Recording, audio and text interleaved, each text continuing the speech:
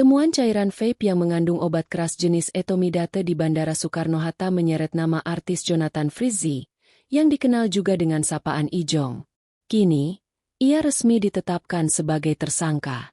Penetapan status tersangka terhadap Jonathan Frizzy dilakukan setelah polisi terlebih dahulu menangkap 3 orang lainnya, yakni pria berinisial BTR, AIDS, dan seorang wanita berinisial R.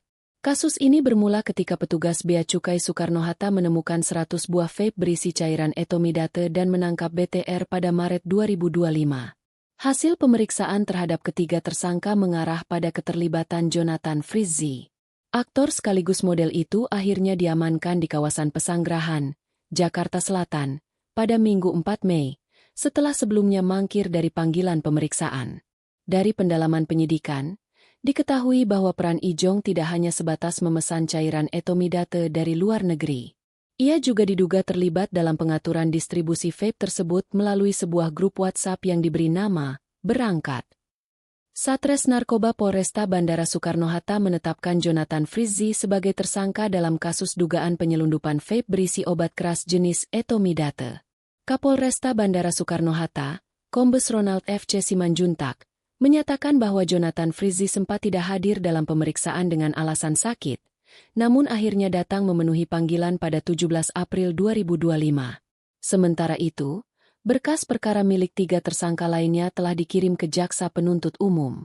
Namun, berkas tersebut dikembalikan dengan sejumlah petunjuk. Salah satunya adalah perlunya konfrontasi antara ketiga tersangka dan Jonathan Frizzy. Setelah ditetapkan sebagai tersangka, polisi kemudian menangkap Ijong di kawasan Bintaro pada Minggu 4 Mei. Hingga Senin 5 Mei, pemeriksaan terhadapnya masih terus berlangsung secara intensif.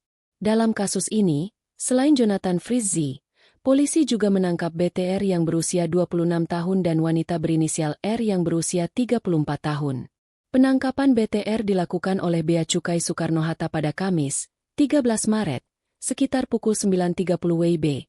Setelah petugas mencurigai ratusan POD vape yang dibawanya dalam sebuah koper. Pemeriksaan bersama antara pihak kepolisian dan Bea Cukai menemukan 50 cartridge POD yang diduga mengandung zat etomidate.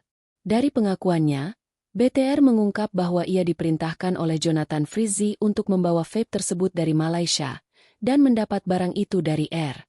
Polisi pun memastikan adanya peran aktif Ijong dalam pengelolaan distribusi vape etomidate, termasuk dengan membuat grup komunikasi khusus untuk mengatur pengiriman barang tersebut.